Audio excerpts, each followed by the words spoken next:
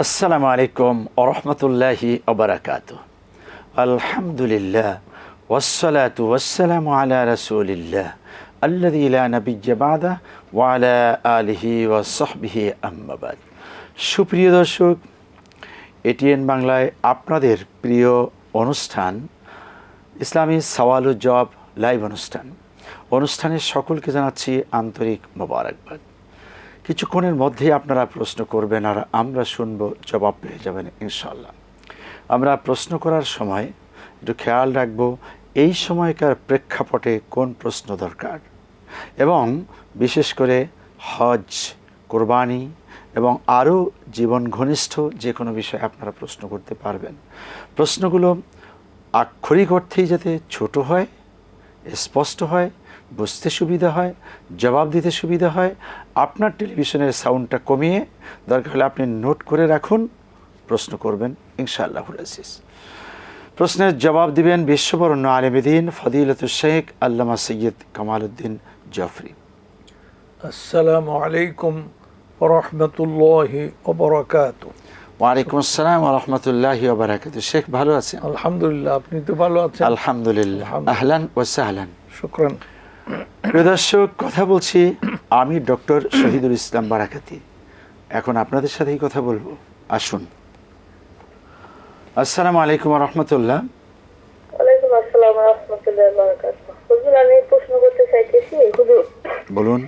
মাজারে কি মহিলাদের যে একটা নামাজের জায়গা রাখছে, ওইখানে কি মহিলাদের নামাজ পড়া জায়েজ আছে? যে কোনো মাজার শরীফ হোক, হয়তো মনে করেন সিলেট বা বগুড়াতে বা যে কোনো জায়গায় হোক, এখন একটা জায়গা যে মহিলাদের নামাজের জন্য রাখছে, ওইখানে কি নামাজ পড়া জায়েজ আছে? এক নম্বরে বলেন। আর দুই নম্বরের কথা, হুজুর আমি মনে করেন যে সাংসারিক ব্যস্ততা, মানে তারপরে মনে করেন নফল ইবাদত একটু কম হয়, এখন ওই জন্য আমার মনটা একটু খারাপ লাগে। সংসারের মানে ব্যস্ততা এত, এখন তেলাওয়াত তো বেশি করা যায়, কোরআন তেলাওয়াত তো সর্বোচ্চ ইবাদত, তাই না? নফল ইবাদতের মধ্যে সবচেয়ে মানে সর্বোচ্চ। এখন কোরআন তেলাওয়াত একটু কম হয়, এই জন্য মনটা খুব খারাপ লাগে। এখন সংসারটা করো নাকি ফরজ, এখন সংসারের প্রতি মনে মনে অনেক সময় একটু রাগ লাগে। এখন এইটা কি আমার মনে হইতেছে নাকি, এবং কিভাবে আমি নকল ইবাদতটা কভার করতে পারি? আর কোনো প্রশ্ন? বুঝছেন? আচ্ছা, জবাব শুনুন। হ্যাঁ।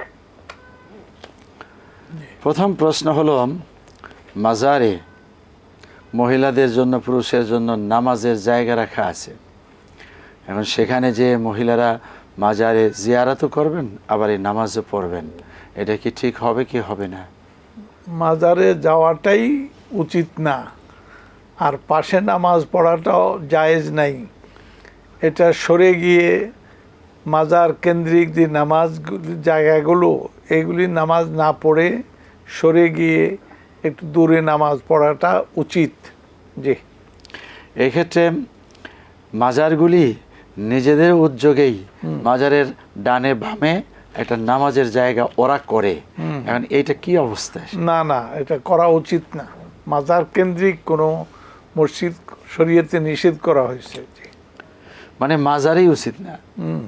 জি, আচ্ছা। নফল ইবাদত বেশি করা দরকার, কিন্তু সাংসারিক ব্যস্ততায় বেশি পারেন না। কোরআন তেলাওয়াত অনেক বেশি করতে চান, তাও ব্যস্ততার কারণে পারেন না দেখে মনটা খারাপ।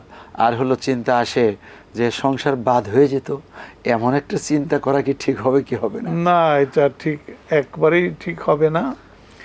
সংসার চালাতে হবে, যতখানি পারা যায় নফল ইবাদত করতে হবে। এটা এতখানি করতেই হবে এটা জরুরি না, যতখানি পারা যায়। কারণ কোরআন শরীফের তেলাওয়াত বা এই ধরনের নফল ইবাদত, এটা যতখানি পারা যায় করলে ভালো। জি, উনি অবশ্য ভালো করেন যে চলতে ফিরতে সুবহানাল্লাহ আস্তাগফিরুল্লাহ এগুলো পড়েন। জি জি, আচ্ছা, আলহামদুলিল্লাহ। আসসালামু আলাইকুম ওয়া রাহমাতুল্লাহ। এটিএন বাংলা, এটিএন বাংলা ইসলামী সওয়াল জবাব, প্রশ্ন করুন।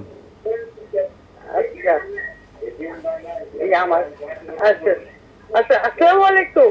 ওয়ালাইকুম আসসালাম ওয়া রাহমাতুল্লাহ। আচ্ছা, আমি একটা কোরবানি সম্বন্ধে প্রশ্ন করব। করুন। হ্যালো, শুনতে পাচ্ছি, আপনি প্রশ্ন করুন। আচ্ছা, প্রতি বছর আমার ছেলে আমার নামে কুরবানি দেয়। হ্যালো, হ্যাঁ আপনি বলুন, শুনতে পাচ্ছি। কুরবানি দেয়, কিন্তু সে ইনকাম করে, আমি কোনো ইনকাম করি না, কিন্তু সে তার নামে কুরবানি দেয় না। হ্যাঁ, হবে কি হবে না, এই তো হ্যাঁ, এটা। এটা কি হবে?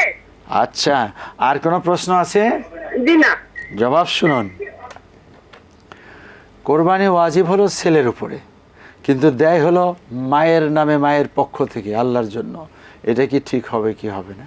না, ছেলে নিজের নামে কোরবানি করবে, এরপরে পারলে মায়ের নামেও করবে, আগে নিজের নামে।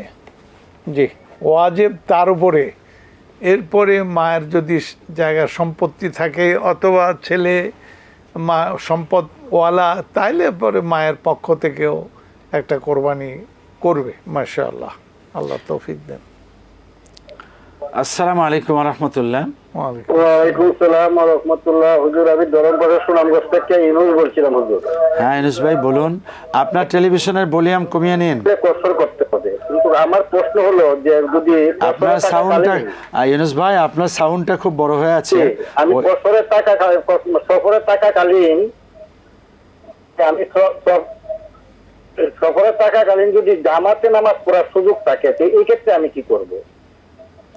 আচ্ছা, সফরে জামাত, এরপরে আর কি প্রশ্ন আছে? কসর না করে আর কি আমি জামাতে পড়বো না কসর করব? আর 2 নম্বর প্রশ্ন হলো হুজুর, যে এই মানে এই জামাতে নামাজ পড়ার সময় প্রথম বৈঠকে আত্তাহিয়াতুর পরে ভুল ক্রমে আমি যদি এই দুরূদ শরীফ পড়ে ফেলি কিছু অংশ বিশেষ, এই ক্ষেত্রে তো আমি সহিহ সিজদা পারবো না, এই ক্ষেত্রে আমার করণীয় কি? 3 নম্বর প্রশ্ন হলো হুজুর, আল্লাহুম্মা আজিরনি মিনান নার, এই দোয়াটির ফজিলত এবং আমল সম্বন্ধে একটু বলবেন কি, কিভাবে আমল করতে হবে? আচ্ছা, মাঝখানে যেটা বললেন আপনি তাশাহুদ শেষ করে না দাঁড়িয়ে আপনি দরুদ শরীফ পড়ে ফেলছেন, এই তো? অংশ বিশেষ পড়ে আমার মনে হইলো যে আমি মানে যে অংশ বিশেষ পড়ে ফেলছি আর কি। কিছু অংশ পড়ছেন, সন্দেহ হচ্ছে। আচ্ছা ঠিক আছে, যে অংশ বিশেষ পড়ে ফেলছি। আচ্ছা জবাব শুনুন। জি, সফরে থাকা অবস্থাতে তো কসর করবেন, এ অবস্থাতে জামাতে শামিল হইলে তখন কি করবেন, কসর না পুরা? না, তুমি জামাতে শামিল হলে জামাত ইমামের আনুগত্য করতে হবে, ইমাম পুরো পড়বে, আপনিও পুরো পড়বেন, কোনো অসুবিধা নেই। জি। যদি আংশিক পায়, অর্থাৎ সে এসে জামাতে 1 রাকাত পেয়েছে বা তার চেয়েও কম পেয়েছে, কি করবেন? না ঠিক আছে, তো যখন কম পাইছে তো তিনি মুসাফির হিসাবে কমই পড়বেন। জি। আচ্ছা, তাশাহুদ পড়ার পরে এখন তো ওনাকে দাঁড়াতে হবে 2 রাকাতে, কিন্তু ওনার সন্দেহ হচ্ছে যে উনি একটু ভুল ক্রমে দরুদ শরীফ কিছু অংশ পড়ে ফেলেছেন, এমন অবস্থা থেকে সেজদা সাহু লাগবে? তিনি সেজদা দুরূদ শরীফ কিছু পড়ে ফেলেছেন, তাহলে সেজদা সাহু লাগবে কিনা? সেজদা সাহু দেয়াটা ভালো। ভালো। আচ্ছা, আসসালামু আলাইকুম রহমতুল্লাহ। ওয়ালাইকুম আসসালাম রাহমাতুল্লাহি ওয়া বারাকাতুহু। আমার প্রশ্ন হলো যে আমাদের মসজিদে এক মুসল্লি, তার পায়ে ব্যথা থাকলে সে এক কর্নার এক সাইডে যে চেয়ারে নামাজ পড়ে, আর একজন মুসল্লি সে বলতিছে যে আপনি যদি সাইডে যে নামাজ পড়েন, এটা যদি কাতার না পড়ে তাহলে আপনার নামাজ হবে না, এটা কি কতদূর সত্যি? আর একটা প্রশ্ন, আমি ওই তাহাজ্জুদের নামাজ পড়ি, আমি অল্প সূরা জানি, বেশি জানি না। হ্যাঁ, তা আমি প্রতি রাকাতের শুরুতে যদি আমি আয়াতুল কুরসি পড়ি, সাথে আর একটা সূরা মিলিয়ে পড়ি, 8 রাকাতে 8 বারই প্রথম রাকাতে, আর দ্বিতীয় রাকাতে আর 2টো সূরা পড়ি, তাতে কি হবে না? এই 2টো প্রশ্ন। আচ্ছা, জবাব শুনুন। এক মুসল্লির পায়ে ব্যথা, উনি চেয়ার নিয়ে মসজিদের এক কর্নারে বসেন, মাঝখানে কাতারে ফাঁকা থেকে যায়। এখন আরেক মুসল্লি বলেছেন মাঝে যদি কাতার ফাঁকা থাকে নামাজ বাতিল হয়ে যাবে আপনার, এখন এটার সমাধান চাচ্ছি। না, উনি ঠিকই বলেছেন, কাজে চেয়ারে পড়ে উনি বসে নামাজ পড়বেন, তবে কাতারে থাকতে হবে, কাতারের সঙ্গে মিল রেখে করতে হবে। মানে ওনার চেয়ার যেখানে যে অন্য মানুষ দাঁড়িয়ে আছে এটার পাশে। জি জি জি, ঠিক আছে। উনি তাহাজ্জুদ পড়েন, আয়াতুল কুরসি এক রাকাতে, অন্য রাকাতে অন্য সূরা খুব বেশি জানা নাই, তাই এমত অবস্থাতে এই পদ্ধতিতে ওনার তাহাজ্জুদ আদায় করলে তাহাজ্জুদ হবে ইনশাআল্লাহ। তবে একটা কেরাতকে এইভাবে নির্দিষ্ট করে এটা করা উচিত না, যে বিভিন্ন কেরাত আপনি পড়বেন, মুখস্থ আরও কেরাত মুখস্থ করে নিন। জি। আসসালামু আলাইকুম ওয়া রাহমাতুল্লাহ। ওয়ালাইকুম আসসালাম ওয়া রাহমাতুল্লাহ। জি, আমার দুটি প্রশ্ন ছিল। বলুন। আমার প্রথম প্রশ্ন হলো যে আমাদের এখানে, আমি ঢাকা জাফরবাড়ি থেকে বলছি, এখানে আর কি ফজরের ওয়াক্ত হয় 3:55 মিনিটে। এই 3:55 মিনিটে মানে তাহাজ্জুদের সময় শেষ, ফজর ওয়াক্ত শুরু। তো আমার কথা হলো যে ফজর ওয়াক্ত যেহেতু শুরু হয়েছে, তো তখন কি আমার ফজরের নামাজ পড়া যাবে? এবং আরেকটা হলো যে আমি মানে শুক্রবারে যখন ফজর ওয়াক্ত শুরু হয়, ঠিক আছে, তখন কি আমি সূরা কাহাফ পড়তে পারবো কিনা, আর পড়লে আমার এটা কবুল হবে কিনা? আর আমার দ্বিতীয় প্রশ্ন হলো যে পিরিয়ডের সময় মেয়েদের মানে সকালে আর সন্ধ্যায় যে মাসনুন আমলগুলো থাকে, প্লাস রাতে যে শোয়ার সময় যে 3 কুল আয়াতুল কুরসি এগুলো পড়তে হয়, মানে এগুলো কি পড়া যাবে কিনা পিরিয়ড অবস্থায়?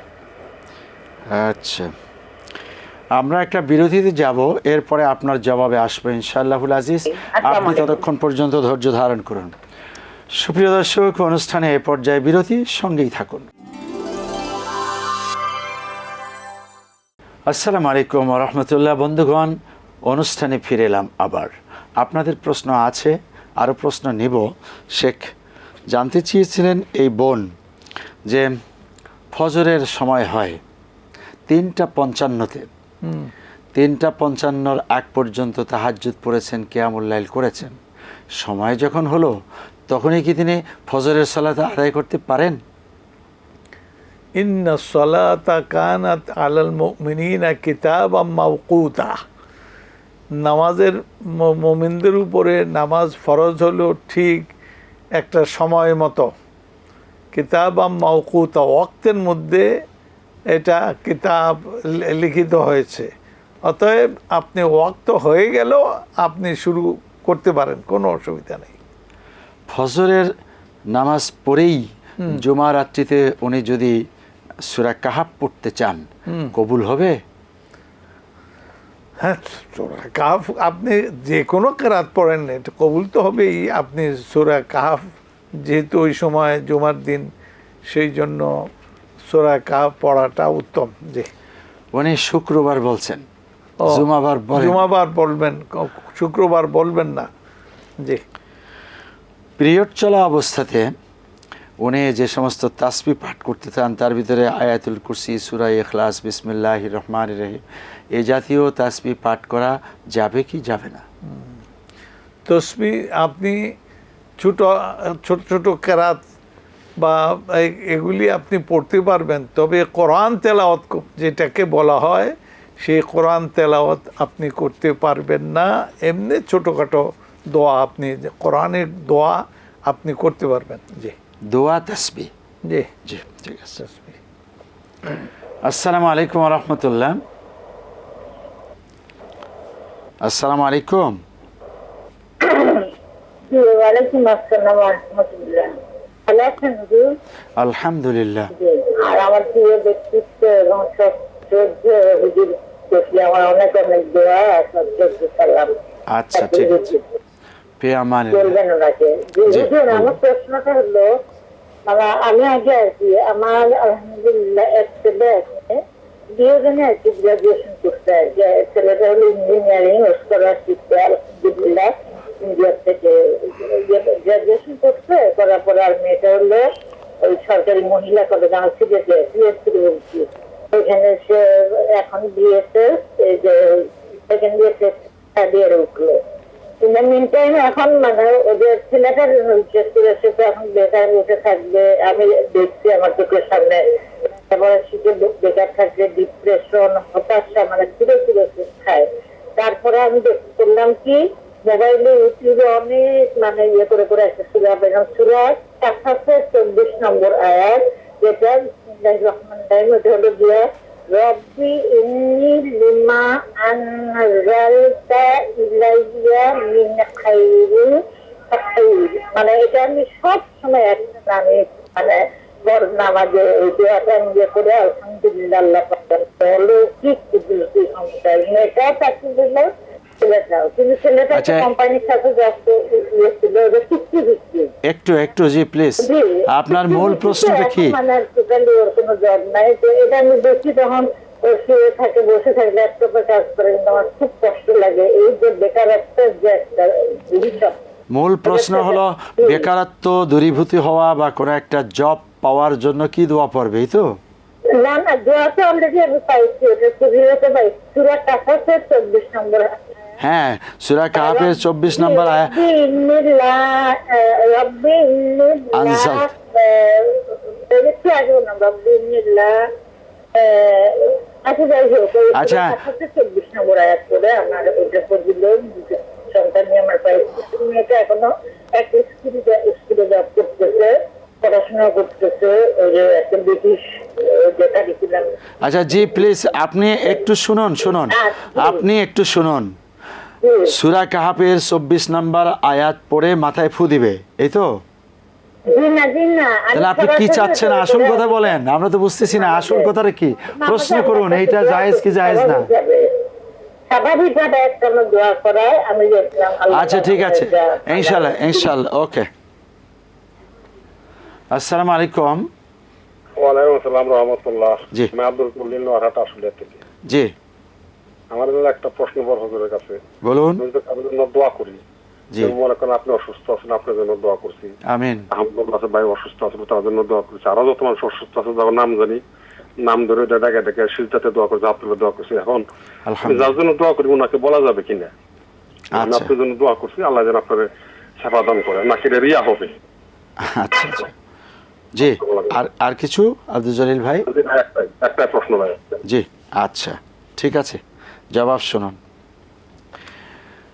প্রথমত মহিলা অনেক কথা বলছে, তার থেকে যতটুকু বুঝতে পেরেছি সূরা কাহফের 24 নম্বর আয়াত, এটা পড়ে দোয়া করা, আর ওনার ছেলে বেকারত্ব যাতে দূর হয়ে যায়, এই জাতীয় বিষয়ে উনি আসলে স্পেসিফিক একেবারেই কাটায় প্রশ্ন করতে পারেননি।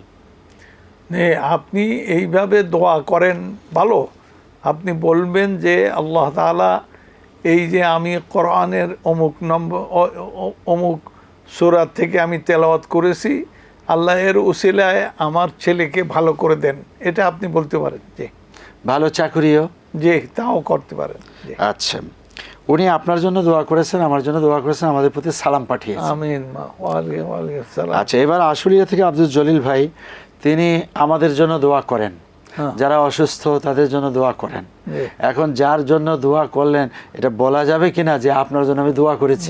বলাটা উত্তম, কারণ এতে মহব্বত বাড়ে। জি আচ্ছা মাশাআল্লাহ, আলহামদুলিল্লাহ। আসসালামু আলাইকুম ওয়া রাহমাতুল্লাহ। ওয়ালাইকুম আসসালাম, ভালো আছেন? আলহামদুলিল্লাহ। প্রশ্নটা হলো আমি একটা ওয়াজে শুনছিলাম, যদি কোনো মুমিন ব্যক্তি কোরআন শরীফ তেলাওয়াত করে এবং দৈনিক ৫ ওয়াক্ত নামাজের পরে ৫টি সূরা পাঠ করে, যেমন ফজরের পরে সূরা ইয়াসিন, যোহরের পরে সূরা ফাতিহা, আসরের পরে সূরা নাবা, মাগরিবের পরে ওয়াকিয়া, এশারের পরে মুলকিয়া, এগুলো ঠিক আছে কিনা? এবং আমি অন্য হুজুরকে একবার প্রশ্ন করছিলাম যে আমি ইবাদতটা ওয়াজ শুনছিলাম, এখন এগুলো ঠিক আছে কিনা? আচ্ছা, এখন সে বলতেছে নির্দিষ্ট কোনো সূরা তেলাওয়াত করা যাবে না, যে বলছে এটা ভুল বলছে। তাইলে সূরা ওয়াকিয়া পাঠ করার জন্য বলছে সূরা মাগরিবের পরে, দরিদ্রতা আসবে না নাকি একটা কথা বলছিল, এটা কতটুকু সত্য? আপনার আর কোনো প্রশ্ন আছে জনাব? মুলকিয়া একসাথে পরে করার জন্য। আচ্ছা, মুলকিয়া কোনো সূরা নাই, সূরা মুলক। এবার আপনার কি ভিন্ন কোনো প্রশ্ন আছে? আচ্ছা, জবাব শুনুন। মানে ফজরের পরে ইয়াসিন, মাগরিবের পরে সূরা মুলক, আবার হলো যে শোয়ার আগে আমানার রাসূল, সূরা নাবা পড়া, এই জাতীয় সূরাগুলি নির্দিষ্ট করে নির্দিষ্ট সময় পড়া যাবে কিনা? না, পড়া যাবে, কোনো অসুবিধা নেই। জি আচ্ছা। আসসালামু আলাইকুম ওয়া রাহমাতুল্লাহ। ওয়ালাইকুম আসসালাম। জি, প্রশ্ন করুন।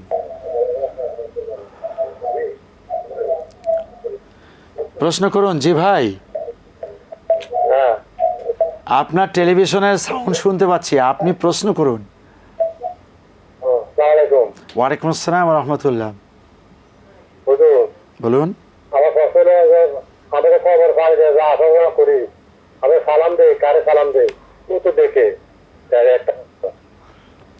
হ্যাঁ, কবর সালাম, তারপরে হুজুর এই আমার ইমাম সাহেবে ফজর নামাজের পরে এই সূরা হাসরের 3 আয়াত পরে এবং জিজ্ঞাসা করি ঠিক আছে কিনা। আচ্ছা, আর কোন প্রশ্ন? হ্যাঁ বলেন। সূরা বনী ইসরাইলের প্রথম আয়াতে আমরা ইমাম সাহেবে এই মেহরাজে বলে ঠিক আছে কিনা, চিন্তা ভাবনা করতে। আচ্ছা, ওয়ালাইকুম আসসালাম রহমতুল্লাহ, জবাব শুনুন। সে একটু বিরতিতে যেতে হচ্ছে। বন্ধু আপনি অপেক্ষা করুন, আমরা একটা বিরতি থেকে এসে জবাব দেব। প্রিয় দর্শক, অনুষ্ঠানে এই পর্যায়ে বিরতি, সঙ্গেই থাকুন। আসসালামু আলাইকুম ওরহমতুল্লাহি আবারাকাতু। বন্ধুগণ, ফিরে এলাম অনুষ্ঠানে। আছে প্রশ্ন, জবাব শুনুন। শেখ, আমাদের বিরতিতে যাওয়ার আগে এক বন্ধু জানতে চেয়েছিলেন, কবরের পাশ দিয়ে যাচ্ছি আসতেছি, সালাম দিচ্ছি, দেই কাকে আর জবাব দিবে কে?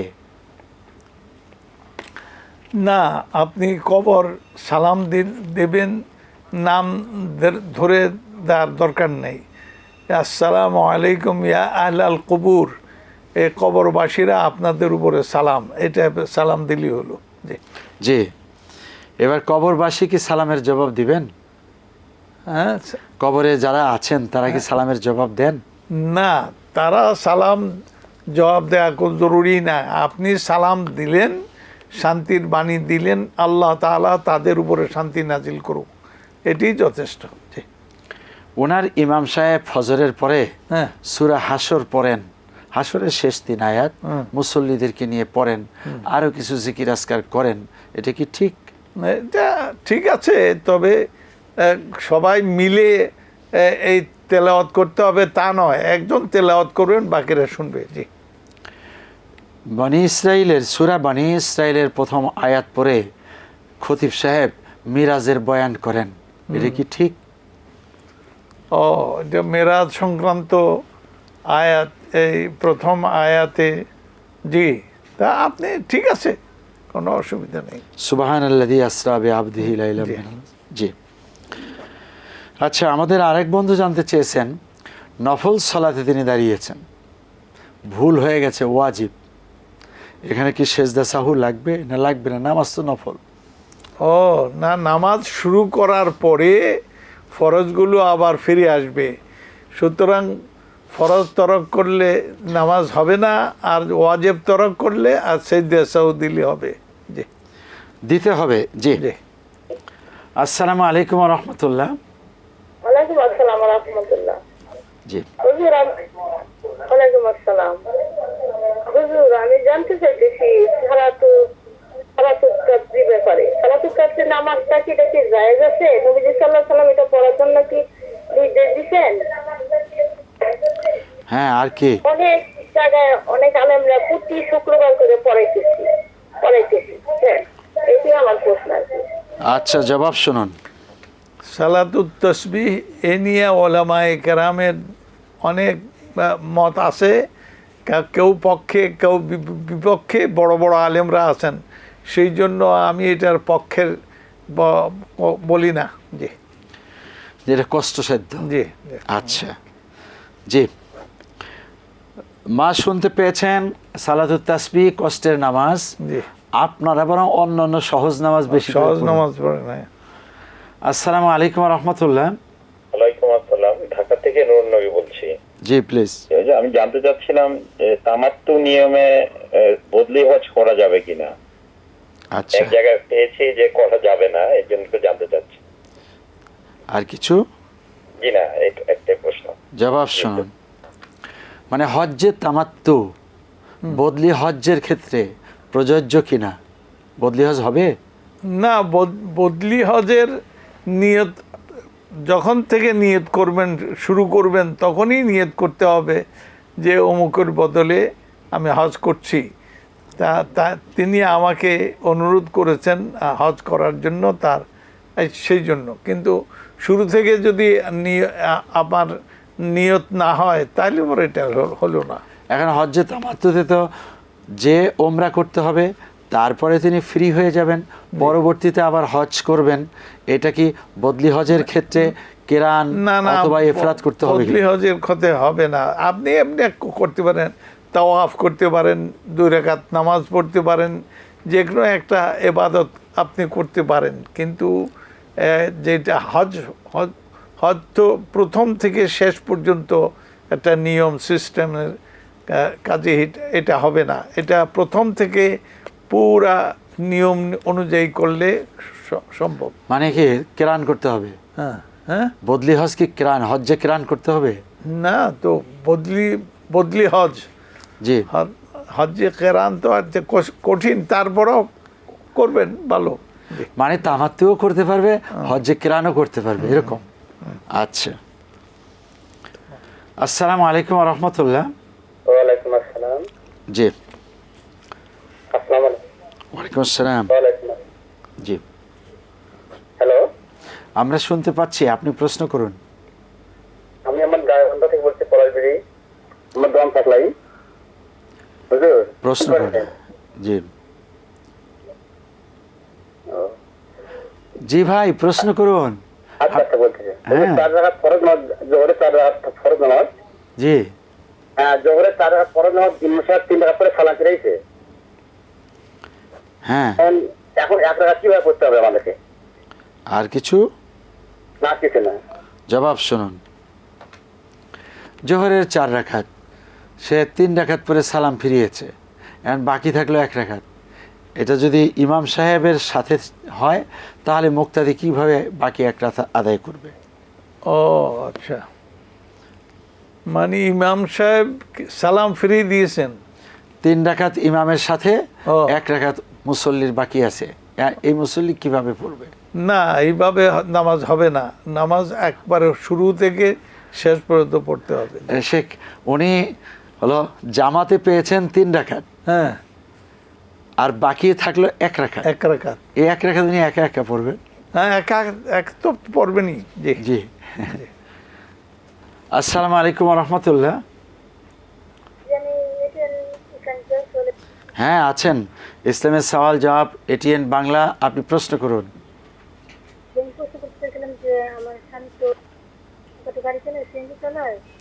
আপনার কথা খুব আস্তে হচ্ছে, আমরা বুঝি না, আর একটু জোরে বলুন। আমার স্বামী সিএনজি চালায়, আচ্ছা, দৈনিক কাজ করে, সিএনজি চালায়, উনি অনেক ঋণ আছে, বুঝছেন? তো আমার সকল বাড়ির সম্পত্তি বিক্রি করে আমি 2 লক্ষ টাকা পেয়েছি। ওই টাকাটা আমি ব্যাংকে রাখছি। ওই টাকাটা কি আমরা ঘরে খরচ করতে পারবো? আমার ছেলে নাই, শুধু মেয়ে দুটো দিয়ে দিই। মানে টাকা রেখেছেন পিতার বাড়ি, না পিতার বাড়ির থেকে পেয়েছেন সম্পদ? হ্যাঁ, ওই সম্পদ কোথায় রেখেছেন? টাকা আমি তো পাইছি, ওটা আমি ব্যাংকে রেখে দিচ্ছি। ওই মুনাফাটা কি আমি সংসারে খরচ করতে পারবো? আচ্ছা, সেটা ছেলে নাই, আমার শুধু দুটো মেয়ে। বুঝতে পেরেছি, আপনার মেয়ে থাকুক। আপনি কত টাকা রেখেছেন? আচ্ছা ঠিক আছে, জবাব শুনুন।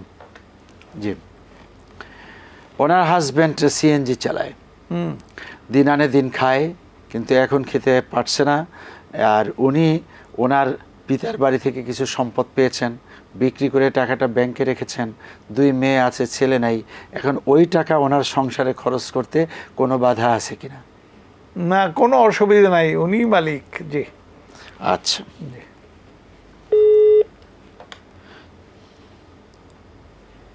আসসালামু আলাইকুম। ওয়ালাইকুম আসসালাম। জি, হুজুর, এটিএন বাংলা। এটিএন বাংলা, জি জি, প্রশ্ন করুন। হুজুর, আমি প্রশ্ন করছি। হ্যাঁ, হ্যালো, শুনতে পাচ্ছি, আপনি প্রশ্ন করেননি এখনো? হ্যাঁ, করুন। জোহরে 4 রাকাত নামাজ, হুজুর, ইমাম সাহেব, হ্যাঁ, না না, হ্যাঁ, ইমাম সাহেব 3 রাকাত ফিরে সালাম ফিরাইছে। ইমাম সাহেব 3 রাকাত ফিরে সালাম ফিরাইছে, তখন কি হবে? আচ্ছা, জবাব শুনুন। না, ইমাম সাহেব 3 রাকাত পড়ে সালাম কেমনে ফিরাবেন? উনি কি 3 রাকাতে শেষ বৈঠক করলেন? এতে 4 রাকাতের পরেই না বৈঠক হবে। তো উনি বৈঠক করে না সালাম দিবেন। আচ্ছা, তো উনি ভুলে বসে পড়েন বা সালাম দেন, আপনারা পিছন থেকে লোকমা দিবেন, আপনারা বলবেন যে ইন্না লিল্লাহি ওয়া ইন্না ইলাইহি রাজিউন, অথবা এই ধরনের কোনো কিছু করতে ইমাম সাহেবকে মেসেজ দিবেন যে আল্লাহু আকবার বললে হবে। যে এখন সালাম ফিরেই ফেলেছে, মুসল্লিরা যদি কথাবার্তা বলে ফেলে তাহলে কি? তাহলে তো নামাজ হবে না, আর নতুন করে নামাজ পুরো পড়তে হবে। জি জি, শুকরান। আসসালামু আলাইকুম ওয়া রাহমাতুল্লাহ। ওয়ালাইকুম আসসালাম। জি, আমি আনামা মিজানুর রহমান বলছি। জি মোহতারাম। মাশাআল্লাহ। বিনীতভাবে সাহেবের কাছে আমার একটা প্রশ্ন। এক আলেম ফতোয়া দিছে যে ফেরাউন জান্নাতি, সেদিন এক জায়গায়। তা আমি বললাম, আপনি যে ফেরাউনকে জান্নাতি হিসেবে ফতোয়া দিচ্ছেন, এটার পিছনে যুক্তি কি? তিনি বললেন যে হাদিসে আছে যে সব আল্লাহর ভয়ে কান্নাকাটি করে সে জাহান্নামে যাবে না। তো ফেরাউনও কান্নাকাটি করছে। তো এই ব্যাপারে শায়কের মন্তব্য শুনবো। আর একটা প্রশ্ন আছে, এক ইসলামিক চিন্তাবিদ বলছেন যে অসংখ্য নবীজির অসংখ্য হাদিসে আছে যে বিশৃঙ্খলা চালানো আলেমরাই সবার আগে জাহান্নামে যাবে। তো আমার প্রশ্ন হলো, যে আলেম এই ফেরাউনকে জান্নাতি হিসাবে ফতোয়া দিল, উনি এই বিশৃঙ্খলা চালানো আলেমদের অন্তর্ভুক্ত কিনা? আসসালামু আলাইকুম। ওয়ালাইকুম আসসালাম ওয়া রাহমাতুল্লাহ। জি, ফেরাউন জান্নাতি ফতোয়া দিয়ে দিছে। নাউযুবিল্লাহ মিন যালিক। কাজে উনি তওবা করলে আল্লাহ তাআলা কবুল করবেন, সংশোধন করে নিতে হবে। আর তা না হলে এই অবস্থায় যদি থাকেন তাহলে গোমরাহ থাকলেন। এটা গোমরার যা পরিণতি মৃত্যুর পরে তাই হবে। জি ইনশাআল্লাহ। ওনার ফতোয়ার সপক্ষে যুক্তি হলো ফেরাউন আল্লাহর ভয়ে কান্নাকাটি করছে। নাউযুবিল্লাহ, এমন কোনো দলিল নাই। যে এটা অবশ্য কথাটা এইভাবে বলে যে ফেরাউন যখন খোদাই দাবি করলো আনা রব্বুকুমুল আলা, তখন ইজ্জত রক্ষা করার জন্য রাত্রিতে গাছের সাথে নিজেকে বেঁধে কাঁদতে নাই, আল্লাহ আমি তো বলে ফেলেছি, তোমারেও মানি, আবার জনগণের কাছে আমার ইজ্জতটা রাখো। না, এই ধরনের কোনো সহি দলিল নাই, যে সহি বর্ণনা নাই। আচ্ছা, এইবার হলো যে এটারই সম্পর্ক, যে বিশৃঙ্খলা সৃষ্টিকারী আলেমগণেই সবচাইতে বড় অপরাধী জাহান্নামী হবে। তো এই আলেমও কি বিশৃঙ্খলা সৃষ্টিকারীর একজন নয় যে বলছে ফেরাউন জান্নাতি? না, যে এটার উপরে জোর দিবে এবং এটার উপরে ঠিক থাকবে, তার ব্যাপারে জাহান্নামে যাওয়াই সম্ভাবনা বেশি। আল্লাহ হেদায়েত করুন। আল্লাহ হেদায়েত করুন। জি, আসসালামু আলাইকুম ওয়া রাহমাতুল্লাহ। জি ওয়ালাইকুম সালাম ওয়া রাহমাতুল্লাহ। হুজুর, আমার আলহামদুলিল্লাহ আবার দ্বিতীয়বার লাইন পেলাম অনেকদিন পর। হুজুর, আমার প্রশ্নটা ভালো করে মনোযোগ দিয়ে শুনবেন। আপনাকে আগে অনুরোধ করি, শুনেন, আপনি আপনার টেলিভিশনের সাউন্ডটা কমিয়ে মূল প্রশ্নটা করুন। আপনার কথা যদি অনেক বেশি হয় প্রশ্ন খুঁজে পাওয়া যায় না। জি জি আচ্ছা, জি আমি সাউন্ড মানে আচ্ছা হুজুর, হ্যালো বলুন, আমরা শুনতে পাচ্ছি। হুজুর, আমার মানে অনেক আগে থেকে মানে আল্লাহর কাছে আমি সব সময় কান্নাকাটি করে যাই যে আল্লাহ তোমার কাবা ঘর তাওয়াফ না করে আমার মৃত্যু দিও না, তো আর নবী করিম সাল্লাল্লাহু আলাইহি ওয়াসাল্লামের পবিত্র রওজা মুবারক জিয়ারত না করে এবং মৃত্যু দিও না। সব মানে আমি নফল, যখনই আমি সুযোগ পাই নফল নামাজ পড়ে আল্লাহর কাছে কান্নাকাটি করে অনেক ভাবে ফরিয়াদ করি, কিন্তু হজ করার খুব ইচ্ছা হুজুর, কিন্তু আমার সবচেয়ে বড় যে সমস্যা আমাদের অর্থনৈতিক অসচ্ছলতা, বুঝছেন।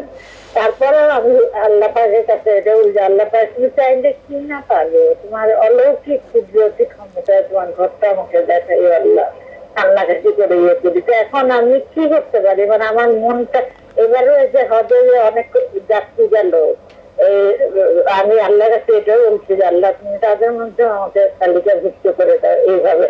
আর 2 নম্বর হলো হুজুর, ওই যে হিট স্ট্রোকের কারণে মাঝখানে মানে নামাজ পড়তে গিয়ে মনে হচ্ছে আমি নিজেই মাদায় যাবো বা তুলে বসে নামাজ পড়ি, চুরি থেকে মনে হয় অজ্ঞান হয়ে যাবে, এইভাবে মানে আমার অনেক নামাজ কাজা হয়ে গেছে।